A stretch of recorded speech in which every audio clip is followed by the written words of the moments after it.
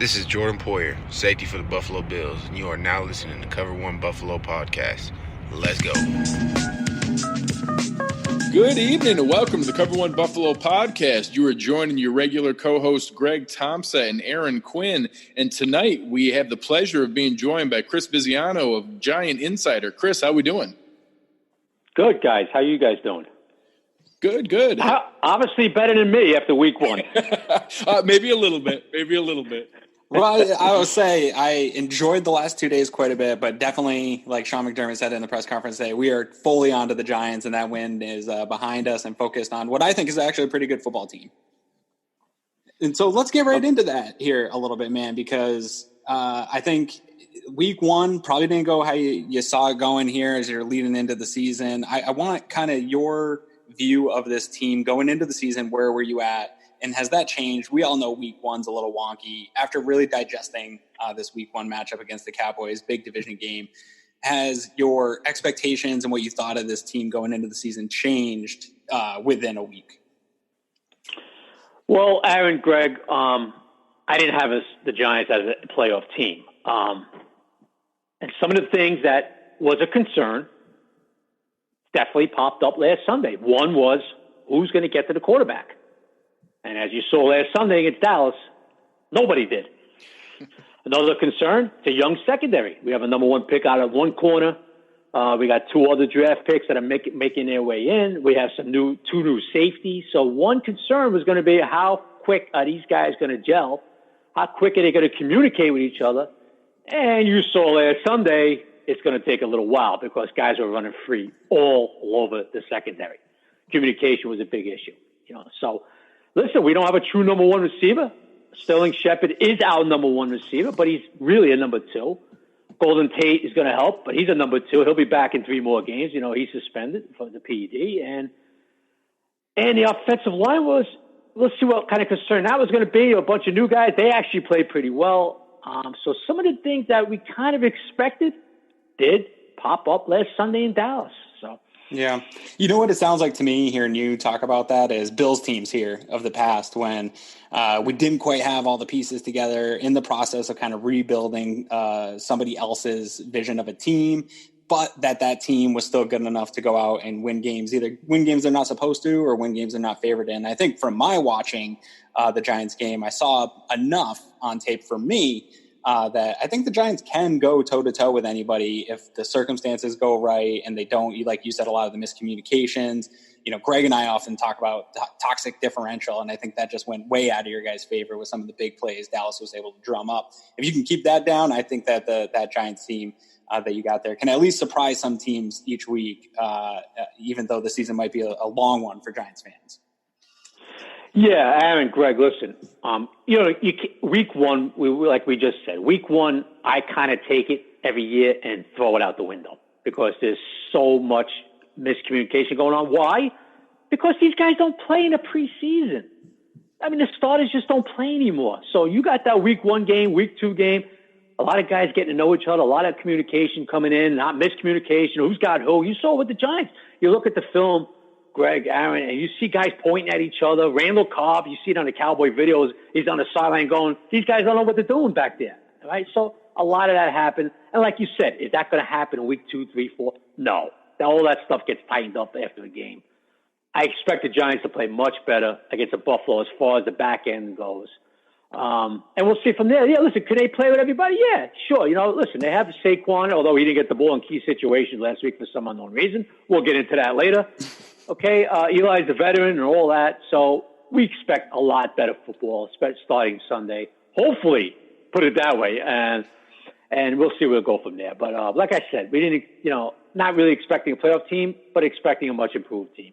Yeah, I thought there was definitely some interesting coaching decisions we'll talk about as we kind of go through the breakdowns there. But getting out there to an early touchdown lead, scoring right off the bat and kind of opening things up and thinking that should put you in a position to, be able to lean on your key offensive weapon. I think that really takes us into our first question here, looking at the Giants offense against the Bills defense. In a game where you score first and I look in the box score and see, Saquon Barkley, 120 yards, that totally makes sense. But how in the world did he only get 11 carries? It just boggles my mind. And as I'm rewatching that game, just so many key plays where, you can't have an early lead and then end up with 44 attempts with 11 for Eli and 11 handoffs to Barkley. It just boggled my mind. Well, Greg, it's a situation that we kind of went through last year a little bit with Pat Shermer's play calling. Okay, sometimes he gets away from. I mean, let's face it, right? I mean, Saquon's one of the top 3 backs, if not the best back in the game right now. All right, if not the best, he's right. He's up there. The best back, yeah, absolutely. Yeah. Right. I mean, you could argue that he's the best back in the game right now. You could go Zeke, you could go this guy. Oh, okay, I get it, but we all know what we're talking about. So when you have a 3rd and 2, Greg, and you have a 4th and 1, and you run on a 3rd and 2, you run the ball with Eli Penny, and then on a 4th and 1, you're booting Eli to the right. People are going to be like, what are you doing, coach? He's caught a lot of heat for that down here. Still catching heat from it today in his presser with a lot of guys still kind of wondering, what are we doing with Saquon? Why is he not touching the ball 15 to 20 times, 20-plus times, whatever it might be? Kind of got away from it last week. Sherman liked to say, well, we couldn't get up the field, the defense, this and that. But there were certain situations that Saquon must get the ball. Greg, Saquon's a home run hitter. When you have 3rd and short, give him the ball because this kid could go 70 yards in a heartbeat. We all know that. So it was mind-boggling. But it's not the first time we've seen it here with Sherman. It happened last year, too. I think that's a great point that you bring up the 3rd downs because really that's what stood out to me as I was trying to figure out why the game got away from him. Because the first time I watched it through, I felt like the Giants were moving the ball pretty well and there's things opening up. And what concerns me for the Bills, and we can kind of talk about the matchup, is Eli, if you give him the easy yards like we were doing to Darnold last week, if you give Eli that, he's going to take the easy yards. So they were able to move the ball. They put up offensive production, but it was 3rd down. They were 2 for 11 on 3rd down on offense. I think that was maybe one of the biggest differences is they kept getting off the field, and some of those are as good as turnovers when you're punting the ball back. So I think that they're definitely taking a look at 3rd down this week, and I agree with your assessment of what they did wrong on 3rd down. And even if you convert 2 of those with Saquon, some of those 3rd and shorts, that drives that number up substantially, and you're kind of back in a ball game in that sense. Yeah, I mean, it was the one situation, they had a 3rd and 2, and he shoots Penny up the gap and does nothing, and then the 4th down, they go for it, and he bootlegs Eli Wright. I mean, you give it to Saquon, one of those 2 plays, what's the chances that he's going to make the 1st down? Not only could he make the 1st down, he could break one. That's the type of back he is. We all know that, right? We've all seen Saquon a year plus now. So that's how you stay in the field, right? That's how you move the chains, man. I mean, give him the ball. So Sherman has a habit of overthinking a little bit. He gets a little too cute. It happened again. It happened last year. He got away from it towards the end of last year. The Giants offense played well 3 of the last 4 games, and he's picked kicks off this year, kind of doing the same thing. And when you have this kid Barkley, I mean, you got to use him, right, guys? I mean, come on, man. He's got to get the ball in key situations.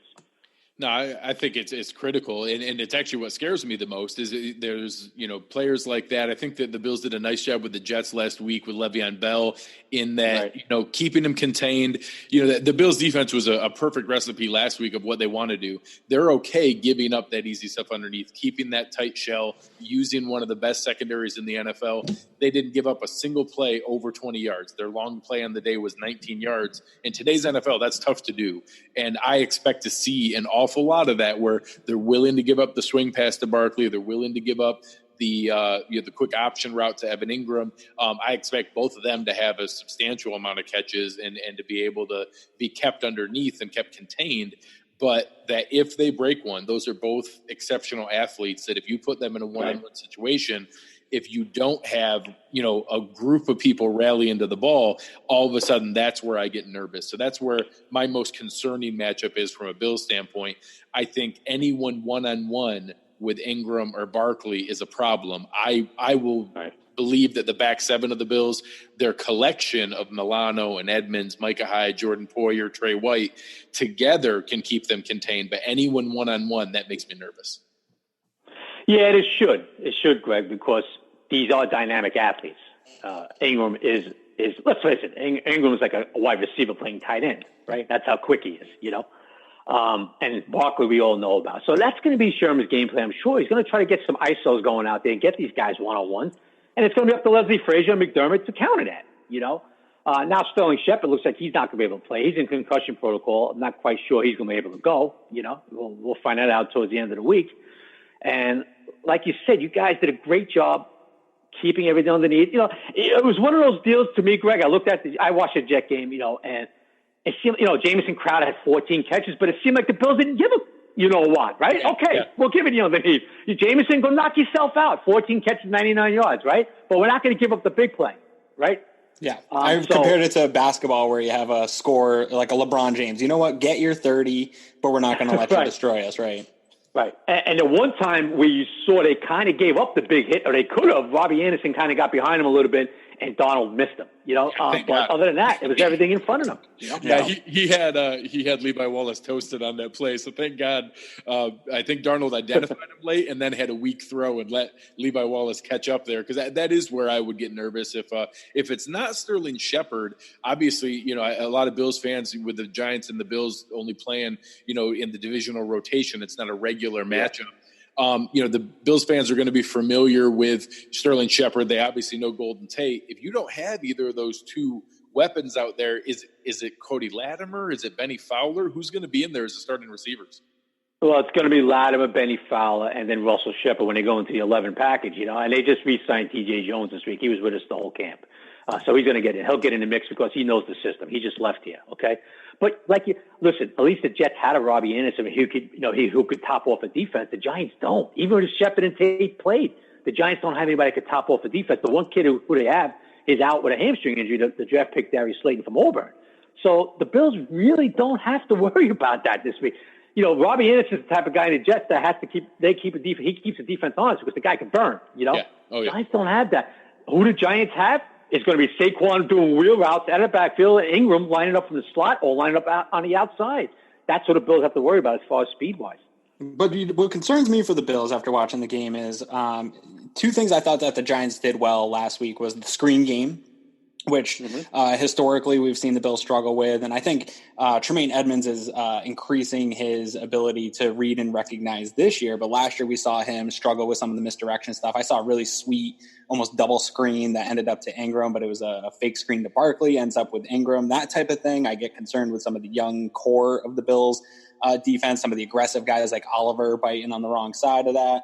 And then the play action. Obviously, your game plan when you're going in to play the Giants is to stop Saquon Barkley. Every average fan knows that that's got to be our game plan to beat you guys, is to stop him. But you sell out on some of those play actions and you get Ingram up the seam. That's where I get concerned, where you can really draw some of those big plays. Maybe you don't have the big-time wide receivers, but if you can deceive the Bills defense enough to make a aggressive step or two in the wrong direction because you're trying to over-pursue Saquon, things could get really hairy for you really quick. Because Eli, he might be declining, but he can still get the ball up the seam to Ingram. Oh, no question. You know, so I expect Sherman to try to establish the run just for what you just said, to set plays like that up, especially with Evan Ingram. All right, so I expect Sherman to come out and feed Barkley a lot in the beginning of this game, and then try to set up those hits. That's what I expect out of this game plan, because if they're not going to come out winging the ball all over it a lot. First of all, the Bills, you know, Greg, I read a stat a little while ago. I didn't realize it. It's so impressive. They've given up less than 200 yards passing 9 straight games. Yeah, it's a pretty impressive run. In today's NFL, man, that's real impressive. Real impressive. So are we going to come out and wing the ball over it a lot? I hope not. I think you're playing into the Bills' hands, especially with the looks they give over there on defense. So you got to expect a lot of Barkley early, and then they're going to start with that play action stuff. You're going to see some screens, no question about it. They're going to try to pull some screens with Barkley and Wayne Gallman to back up. You'll even see screens with Evan Ingram. You know, That's the way the Giants are going to have to win this game with the ball. Watching the Bills defense and kind of talking about that, do you think as an opponent and outside observer, because I get called a homer all the time on Twitter whenever I say something positive about my own team here, as an outside observer though, do you think the Bills defense as an opponent is this kind of defense where you kind of maybe try to put more methodical drives together to keep them tired, wear them out, something like that, versus trying to take the big shots on them? Because it doesn't seem they're giving up big plays. Is this the kind of team where you feel like you have to really play your best and methodically move the ball down the field and wear them down? Yeah, Aaron, you got a point, because I look at them last year and I looked at them against the Jets. And to me, you got to attack them running the ball. Because when you're in 3rd and 6 and 3rd and 7, and the looks that Leslie Frazier and McDermott give the offensive lines, and especially what they did to the Jets last week. The Jets offensive line, that was the first time they played together all year. They didn't play together a snap in the preseason because of injuries and all that, and they really confused the Jets up front. So they were a real tough 3rd and 6 and 3rd and 17, the Bills. To me, that's the way you got to attack them. You got to run the ball. You got to do some screens because it doesn't seem like much else is going on down the field, you know? So yeah, that's the way I would approach it if I was a Giants offensive coordinator. If you're going to go in this game and say, okay, we're going to take big hits down the field, that's how we're going to beat this team. I don't see it, you know, especially with the Giants receiving group. So yeah, that's the way I agree with you, Aaron. I would attack them slowly but surely down that field because if you don't establish the run and you're getting in 3rd and 6s with these guys, you're in for a long day, man.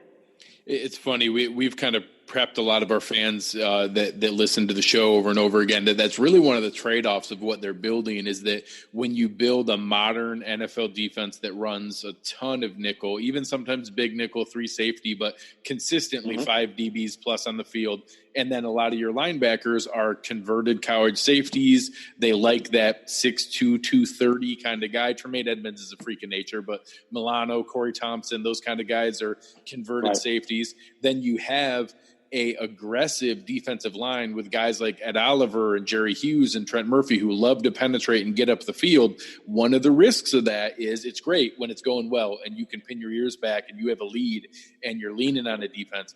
But if the other team is running the ball well and you have a defensive line that over-penetrates and you let the line wall you off, you get a seam, and then you have undersized linebackers and nickelbacks. That's always been my concern, is that I do think they're susceptible to some strong power runs. So if the Giants are disciplined enough to do that and are willing to run the ball more than 11 times in the game with Saquon, I do think there's an opportunity there. Yeah, and they're pretty physical up front, Greg. You know, they added Kevin Zeitler. They added Mike Remis. Jalapeno is a pretty powerful guy at center. He's back from the injury last year. And then is over at left guard. You know, he's a big, powerful second-year guy. And the veteran Sola.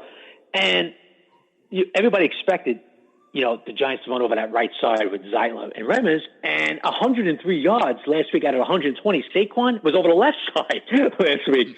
So, like you said, you know, Jerry Hughes, Trent Murphy, they like to go a little vertical. You know, we know that. They like to go up.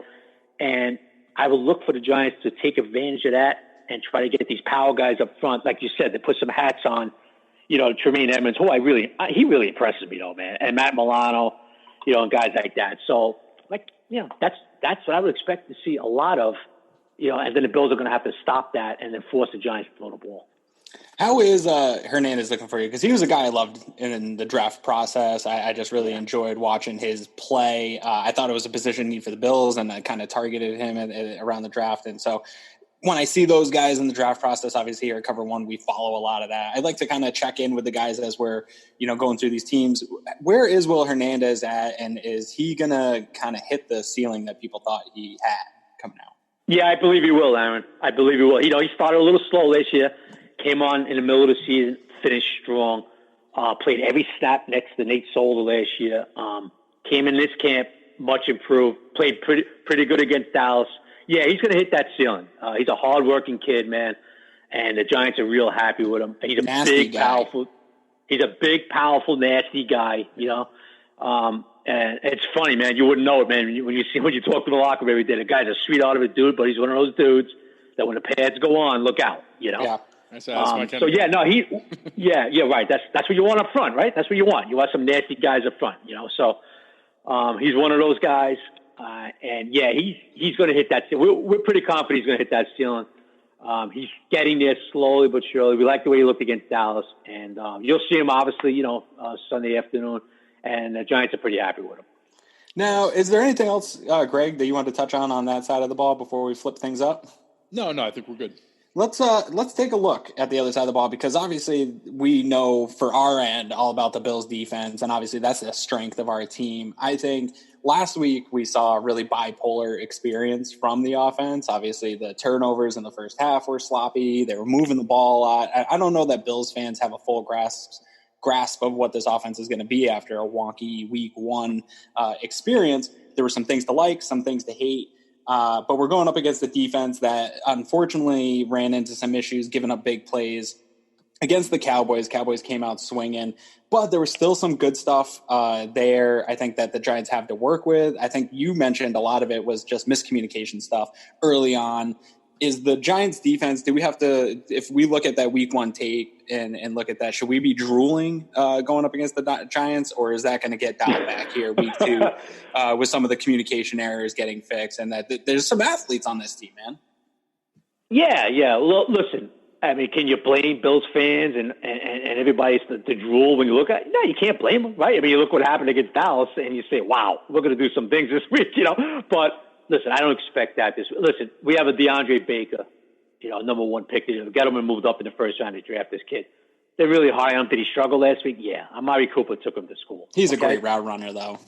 Yeah, you're talking about one of the best route runners in a game against a kid. They left him out there one time. Cooper toasted him on a touchdown, all right?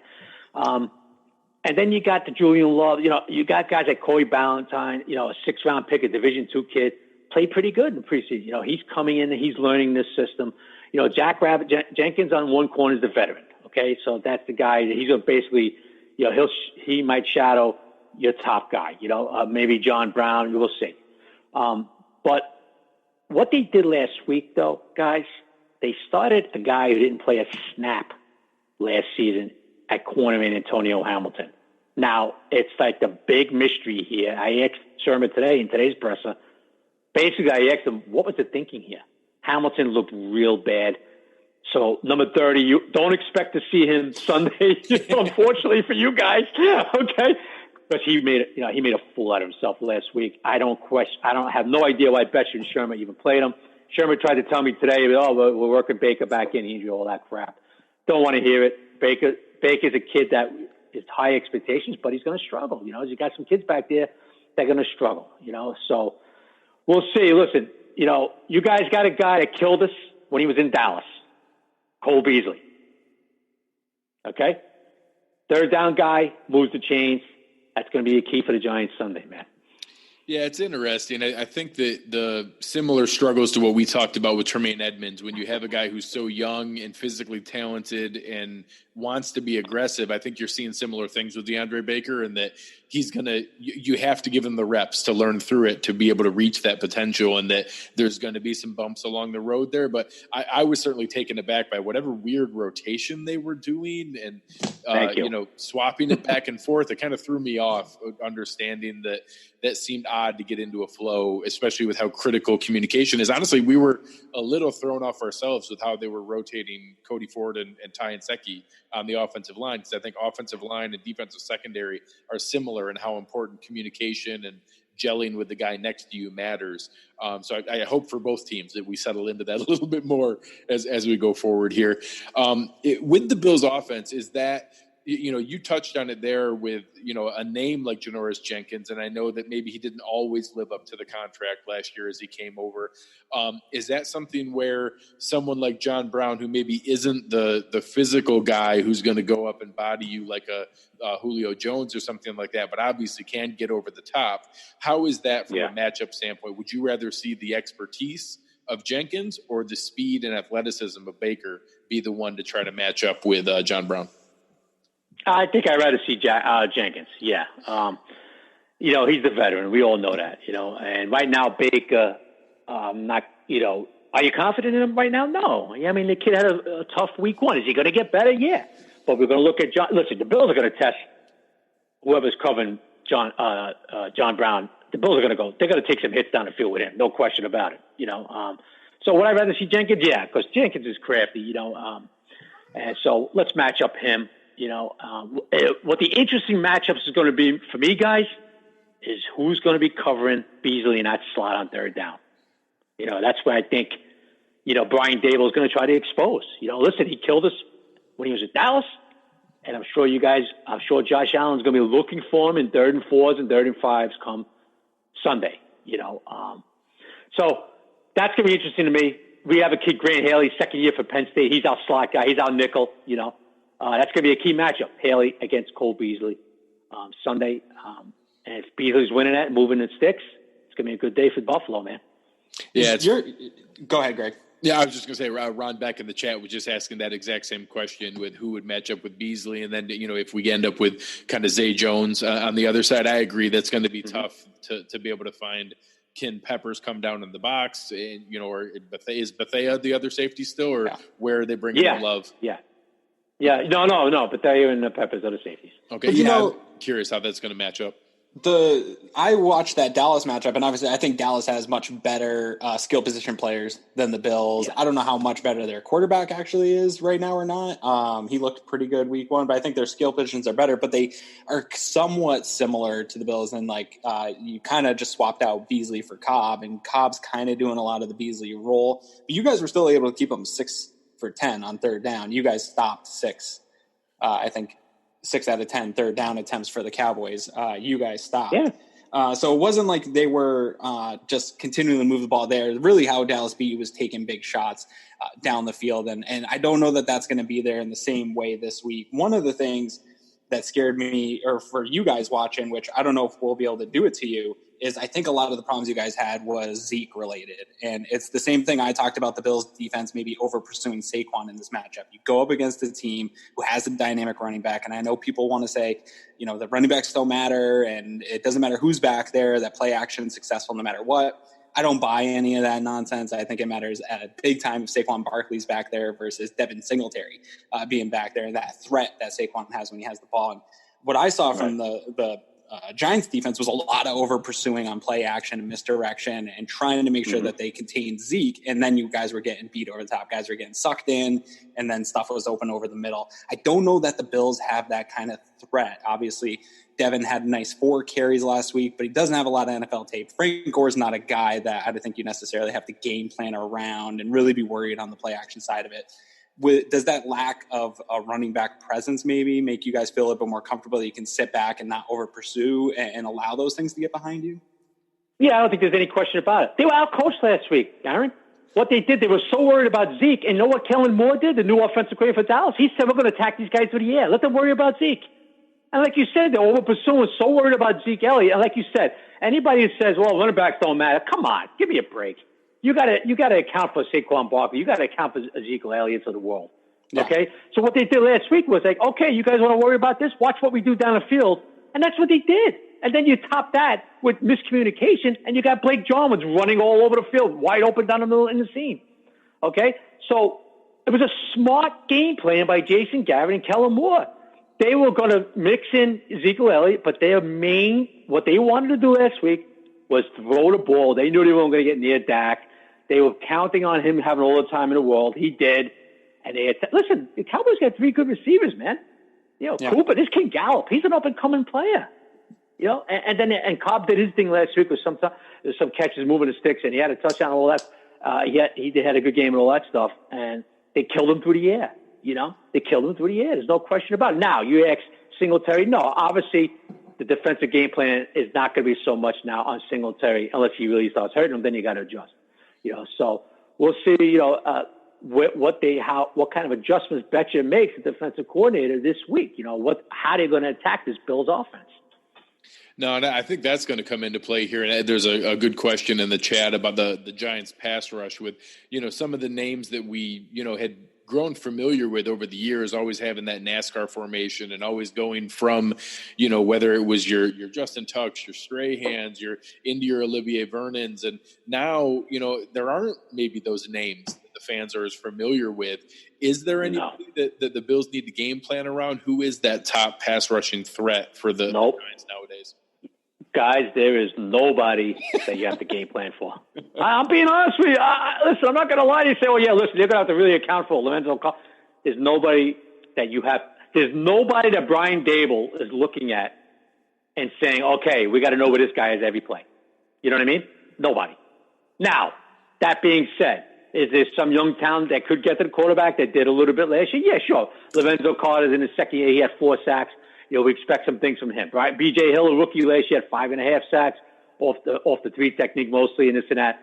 Marcus Golden was brought over here, Bechanoon from Arizona. He had a good year a couple of years back. So, and they're going to do some, blitz packages with safeties and slot guys and this and that. So, but the answer to the question, obviously, is there a guy that you have to account for every play?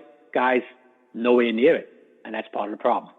So how would you assume that the Giants are going to attack Josh Allen specifically? So because Josh Allen as a passer, the league doesn't know who he is yet, but he's a supreme athlete, and we know that he's a guy that can make big plays, whether it's tossing the ball downfield or with his arm. We know that he's a big play guy.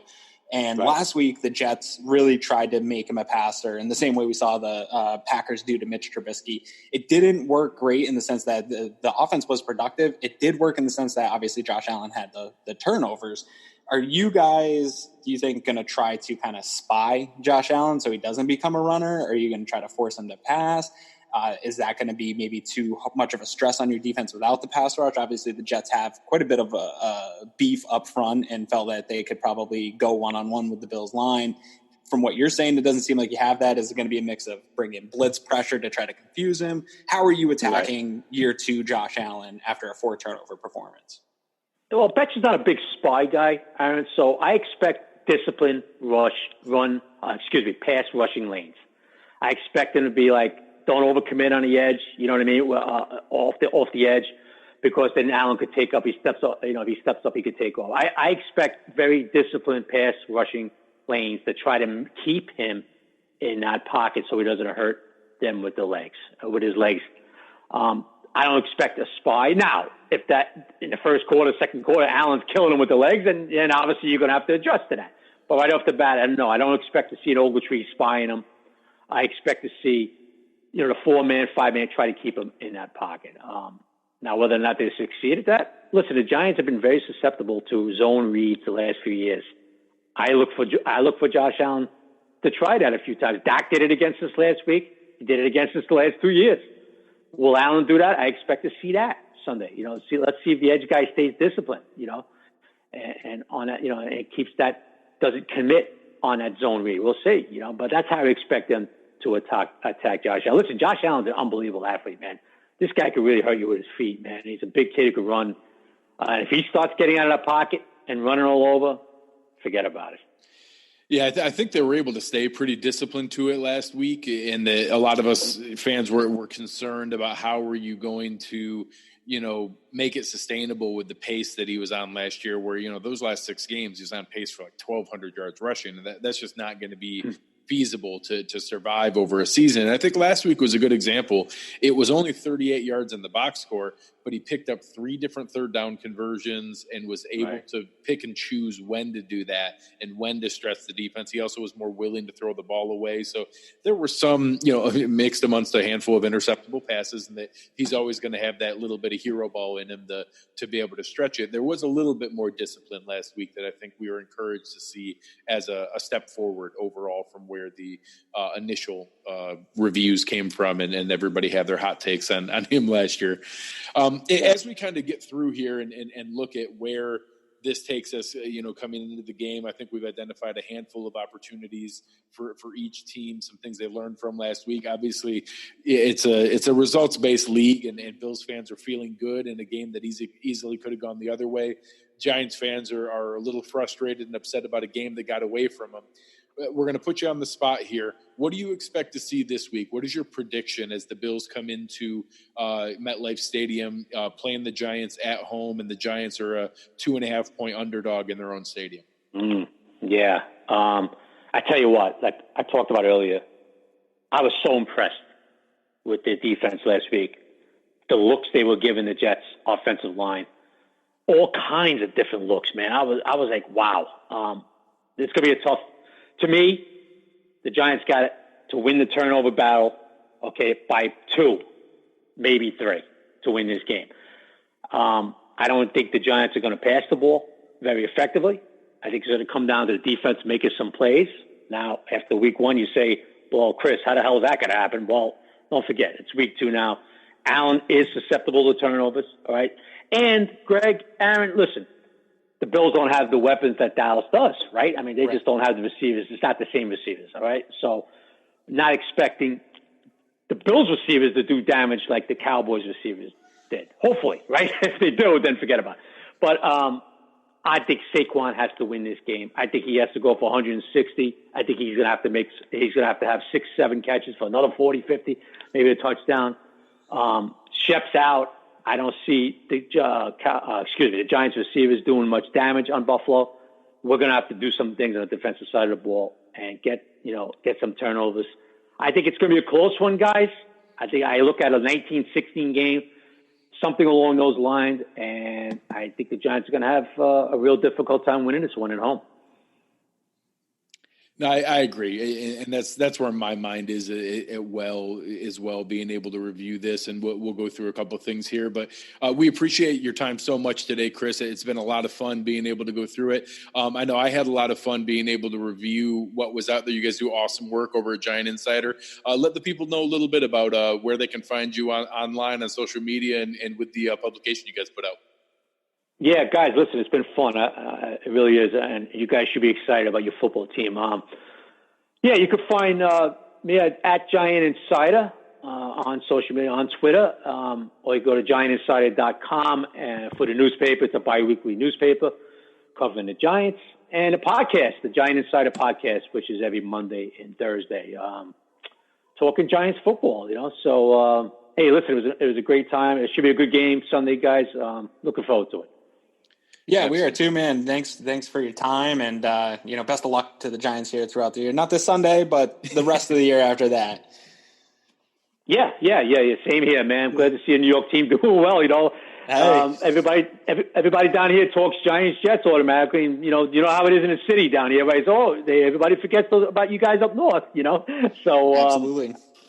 I don't. You know what? I think the future looks bright for you guys. I love Sean McDermott. I think everything's going to be really turn out well for the next few years for you guys. So good luck, man. Appreciate it. Appreciate it, man. We appreciate that very much.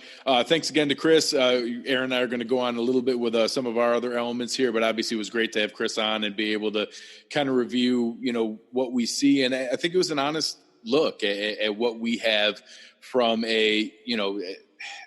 from being able to know an objective, outside view of where that piece comes in. And I think, Chris gave some really good insight of what it's going to be like as you're a Giants game planner, whether you're Shermer or trying to come in with trying to view how they're going to look at it. So Aaron, what were your thoughts on what Chris shared and how you think the Giants are going to approach this game against the Bills?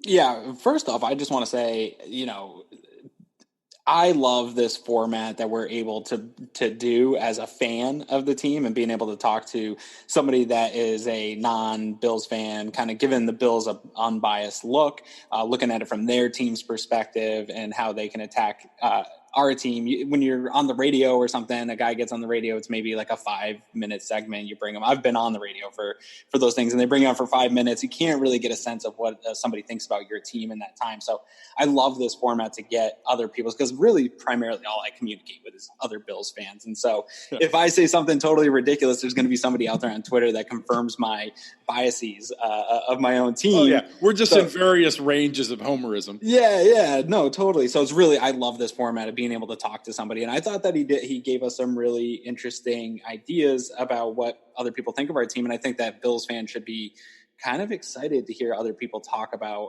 a little bit of fear of our defense. And obviously we know that. And I think it's starting to come along nationally, but you don't always know how other teams feel, or if it's just our homerism taking over. Talking about how interesting the look with John Brown and Cole Beasley are on this team. I think he gave a very good idea of what the Giants should expect. Now on our end, something I've been struggling with a little bit internally all day is I put out there, both in our premium Slack channel and online on Twitter, about kind of testing our fans' confidence levels and how they think we can beat this team and what they think about the game. And I got to say, I think that maybe Bills fans are a little bit overzealous coming off of a surprising week 1 win in a game that they actually should have lost. I think that we're a little overconfident going up against this Giants team. They're not great, but either we're the Jets. I don't know. I think that we'll win this game, but I think that maybe fans are a little overconfident in how we're going to win this game and how much we're going to win this game by. Yeah, and I will say this game came out at Bills -3 and has been pretty quickly bet down to 2.5 and 2, and some books at 1.5. So there's a lot of money coming in on the Giants from some early bettors, and that can be some that the Giants do have a broader numbers fan base because it's New York City and they're one of the original NFL teams. And, they're kind of like betting on the Cowboys or the Steelers and things like that. Their number moves more quickly just because of the raw numbers of their fan base. But that is interesting a little bit. And I do think it speaks a little bit to whether that's actual analytical feedback on whether the Bills are that good or not. I think it is emotional feedback of a lot of people saying, I don't know if I'm ready for the Bills to be a 3-point road favorite just yet. And I think that was where some of that came in that, hey, I think these teams are closer to even, and it probably should be similar to the Jets. And that's actually where this game opened up preseason, was Giants -3, and it flipped all the way over to Bills -3 after week 1. And I do think that's a pretty dramatic swing to go 6 points after just week 1. So let's be honest, though. I know we all have been here. I know we all have friends. I have mostly friends that aren't Bills fans, and I'll bet you $100 they'll tell you every September I come around saying the same thing. Like, this Bills team's different. I'm excited. We're 2-0. We're going to, we're sending them screenshots of us at the top of the division. And I think that a lot of people, and especially when it comes to betting, aren't buying it again yet. That this 100%. Is a different Bills team. They don't follow the team, whatever it is, curbing our excitement, that the rest of the world is not convinced that the Bills are really any different than they've ever been. And the Bills of old would come off a big moral victory like they had last week and drop one that they're favored in against a team that nobody else thinks very good. And we've seen it over 100 times. It's in the back of my mind as a fan. So I think maybe some of the betting line is some of that too. Like, the Bills aren't serious. They're never serious. And so I think we're seeing some of that unfold in Vegas. No, 100%. Speaking of Vegas and speaking of betting, I want to give where credit's due. Aaron, you've come up with a new segment. Do you think we should start rolling out to the people here? And I'll let you introduce it a little bit to everybody. Yeah, so Greg, it actually was inspired by Greg because Greg is probably the first one in the Slack channel to be willing to throw down any type of gambling bet. I will bet you, is what Greg always I will bet anyone on anything. On anything. He's a degenerate, and that's okay. My best friend is a degenerate too. So I was thinking about it, how to do something to make this show a little more fun throughout the season. And it's really just mostly for me and you. We're going to do bets throughout the year, whether it's on the show here or even on Twitter when we're arguing or in the Slack channel arguing. I'm going to keep track of all the bets. We're going to do them on a point scale of 1 to 10 points per bet. I'm going to keep track here all the way throughout the season.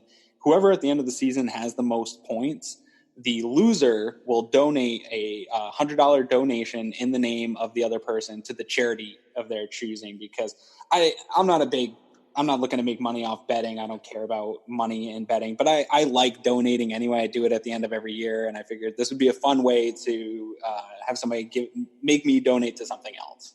No, I like it. I thought it was a great idea. I think it's a lot of fun. It's something that we talk about fairly often anyways. So we spent a fair amount of time looking here, and I know a lot of different books put out player prop bets. So we think this is going to be a good way to be able to talk about some of the upcoming matchups, where some of those bookmakers see the potential over-under lines of certain performers in certain games. And we're going to go through and pick out some weeks it might be 1 or 2, some weeks it might be 5 or 6, but we're going to pick out a handful of bets here that we think are tough decisions that each of us are going to fall on one side or the other.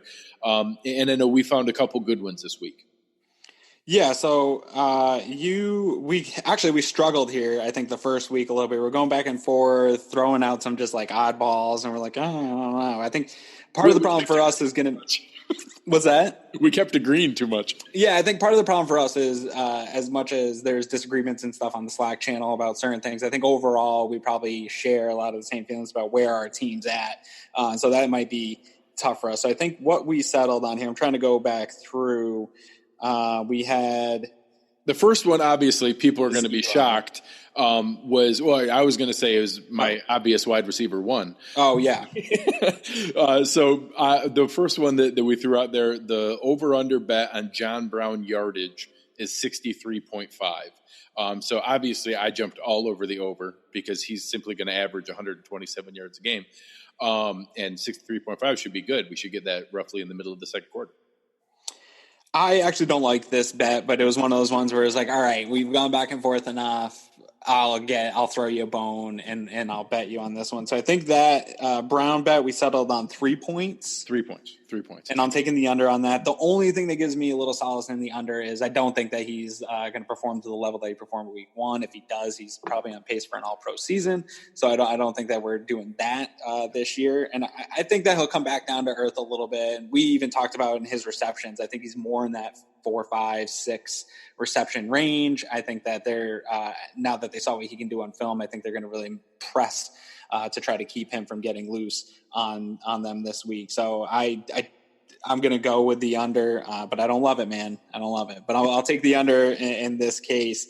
And then we swapped over. This is another one that I don't know on, but I'll take it here. It was Eli Manning under 2. You took Eli Manning under 210 passing yards. And after talking to Chris here, man, I feel like that's a solid bet. Well, and it leads into that streak. And I know some fans saw that the silly kind of meme that I put together on the similarities between the 2013 run of the Seahawks and this 2019 Bills team. And it was Russell Wilson's second year. It was, coming off of an undefeated preseason. It was, both Sean McDermott and Pete Carroll's third year as a coach. It was all kinds of different similarities there. Another one is during that season, the last time a team went 9 straight games keeping a passing offense under 210 yards was that same 2013 Seahawks team. So after I put that out there, and I was obviously fairly tongue-in-cheek doing that, people kept writing to me over and over again with more and more similarities between the two teams. And, it's kind of goofy to go down that path, but that is where this bet came from, was will the Bills continue that streak of continuing to hold passing offenses below 210 yards? And I bet that they would continue that streak, keep Eli under there. And Aaron begrudgingly agreed to take the over. I did, and I give you 5 points on that. So I think I'm letting you maybe get off to a little bit of a head start, which might be a mistake here on my part. A bet that, again, I don't know that I love it, but I can live with this. You took the over on Frank Gore at 38.5 yards. One thing I gotta say that I actually liked about the Giants defense, and maybe this was game plan, and we talked about it with Chris a little bit, was Zeke and really honing in on Zeke, is I thought they did a pretty good job in the run game, keeping him contained, and that's a much better offensive line than the Bills have. Even though the Bills have improved, they're definitely not the Cowboys offensive line. I thought, on tape at least, it looked pretty good, and that could give the Bills running backs a little bit of a fit and the ability to pick up much more yards per carry. Frank Gore struggled a little bit last week. We could see that continue this week.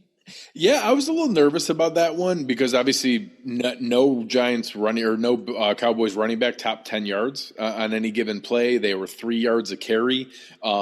Zeke was 4 yards a carry. Tony Pollard 2 yards. Dak Prescott 3 yards a carry. So obviously I think that's a tough road to hoe. I do think there's going to be a concerted effort, and I could see this being a bet that is well under for the majority of the game, and that Frank Gore is part of salting it away in the fourth quarter when maybe they have a little bit of a lead and he pounds it for a handful of first downs and gets this late in the fourth quarter. But I don't see this being one that goes over very early and is going to keep us, kind of measuring it to the very end.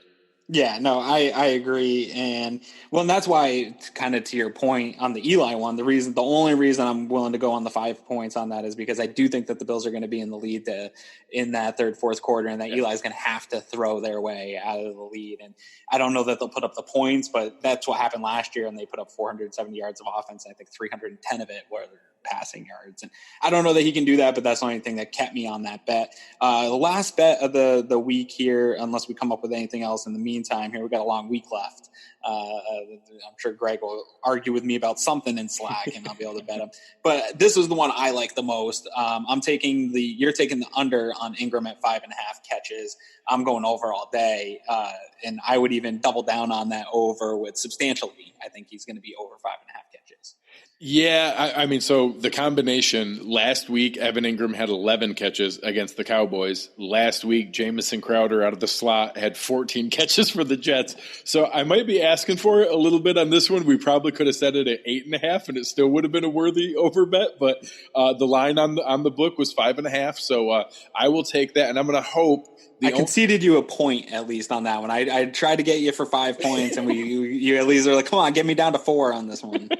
The only reason I think there's a shot here is what Chris talked about, in that he's literally their only receiving threat. Yeah. And that I think that there may be a willingness to bracket him and to really put, I genuinely think you can put our nickel corner on him plus a safety and dedicate that every play and leave everybody else relatively isolated because they don't have anyone else. So that's my only hope here. I think the volume is going to be there of targets, and my only hope is that they dedicate enough attention to him to try to push that elsewhere. But yeah, that one I might be regretting on game day. So I think we got, 14 total points out there this week. I'll keep track of it, and anyone that follows the show in the Slack or whatever, we'll keep track of it all year so you guys can stay tuned. If you guys have ideas on bets or you see us arguing on Twitter or whatever, egg us into making a bet on this. Get involved with us. Have fun with it. If you're arguing with me or Greg about something, egg the other one of us in to come in and make a bet for you. Because I just want to have fun with this, and I'm excited to see what charity we pick and do this all throughout the year. I think this is going to be a lot of fun. I agree. Let's kind of wrap it up here with our game predictions. Yep. I'll lead things off here. I think Chris is pretty spot on. I do think that there's going to be a more conservative approach. I don't know that we're going to put up the crazy, offensive numbers that the Cowboys did, but I think we can take advantage of some of the things that the Cowboys took advantage of, and that's that chunk yardage. I think that there is an opportunity to take shots down the field. And even if we're not quite ready to have that kind of efficiency and consistency in hitting those shots, I think we're going to hit some of them, and that we may sputter here and there. We may have a few, close misses. I don't know that Josh is all of a sudden going to have no turnovers. We're probably going to have to survive a turnover and hope they don't take it back for a score or leave it on a short field. And I do think they're going to be able to move the ball. And then eventually I do think that Gore and Singletary are going to be able to get a little bit going late in the game. I could see this being one of those games that late in the third quarter, early in the fourth quarter, it's 13-6. It's 12-9, and then all of a sudden I do think the Bills put on an extra score or so towards the end, and it could be one of those games that ends up looking like 23-9 or something like that. But I think it's going to be really close the whole game, and then is going to open up towards the end. And I do think the Bills are disciplined and deep and are going to be able to hold on. And I do think they're going to end up winning by a reasonably sizable margin. So I'm going to call 23-9 Buffalo.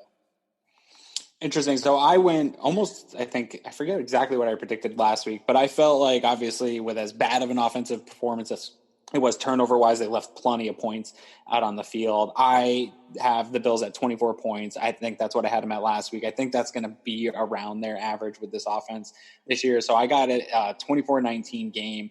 I do think that Saquon's going to get loose a few times. I don't know that he's going to break a big one for whatever, but I think that he's going to have – between he and Ingram, they're going to have 3 to 4 20-plus yard plays, and I think that's going to put them in enough positions to score points.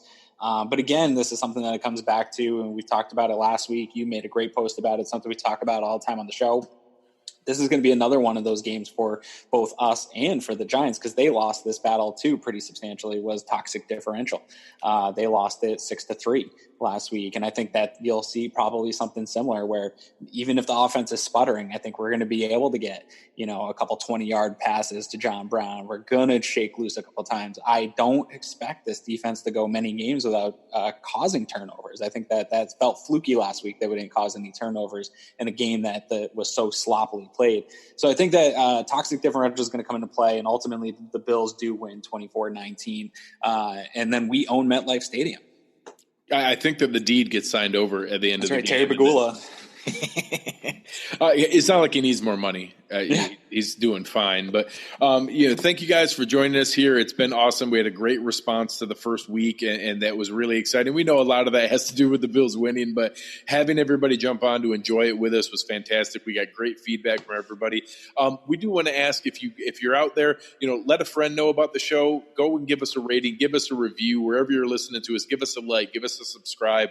It really helps spread the word about what we're doing. Aaron and I do this just because we're passionate about it and love doing doing it. It really does help make sure that we can kind of keep that going and tell others about it. So, do us a favor, leave us a review, leave us a rating, like it, subscribe it, leave a couple of words, whatever you think that's worthy of there. It would really go a long ways. We appreciate it.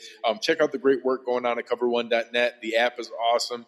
Constant updates. Right after the game, you get the 4 takeaways from Fernando. You get the awesome write-ups from Rob. You get the fantastic video breakdowns from Eric. He had an awesome one on The Athletic this week, and it was just incredible going through the usage for Devin Singletary and kind of the idea of where you could see Josh Allen manipulating the offense and using the play calls. And just that kind of insight and information isn't what you can get everywhere. You can hear talking heads like Aaron and I all over the place just rambling about the team, but the kind of really intelligent breakdowns that you can get on the cover1.net site, the draft coverage, everything that's there is wonderful, and I really ask that you take the time to go check it out. Aaron, where can the people find you? You can find me at Aaron Quinn 716. If you're not already following me, please give me a follow. It's fun. I love interacting. And to your point about the content this week, if you haven't, while you're over here, if you're watching this on YouTube and you haven't watched their video yet, go check out Eric and Nate's breakdown of Josh Allen's performance last week. I thought it was fantastic. I'm going to watch it a second time tonight because I took so much out of it. One of the reasons I do this and work with Eric and this team is to learn myself and to have Eric as a resource at my disposal anytime I want it. And that type of content is the stuff that I just want to shoot directly into my veins. So if you haven't seen that Josh Allen breakdown, go check that out. You won't be disappointed. And you guys can find me on the Twitter machine, debating back and forth with people, giving other folks a hard time, coming up with random things to bet about, at Greg Tompsett, GregTompsett. Thank you, everybody in the chat. Awesome job tonight, Joe, Ron. We really appreciate it, guys. You guys were fantastic. You are listening to Cover One Buffalo podcast, and we are out.